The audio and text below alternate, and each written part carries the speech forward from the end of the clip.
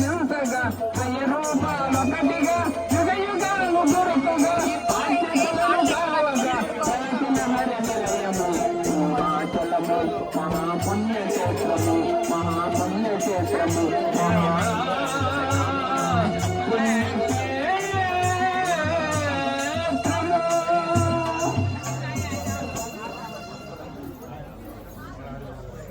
భక్తులందరికీ మనము హారతి అయిన తర్వాత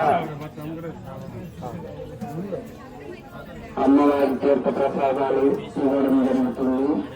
ప్రతి ఒక్క భక్తులు చక్కగా ప్రసాదాలు స్వీకరించి ఆ తర్వాత అమ్మవారి ఆశీస్సులు పొంది వెళ్ళాలి. నవరాత్రి దినోత్సవాల్లో అమ్మవారి యొక్క దర్శనము 7 జన్మల పుణ్యఫలంగా భావించి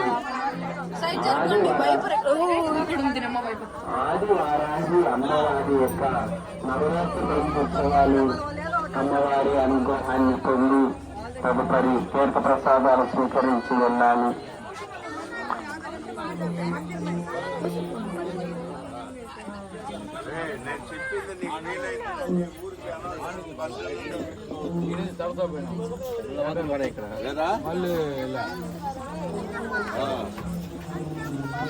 ఏడు మందికి పెట్టాలా బాలాజీ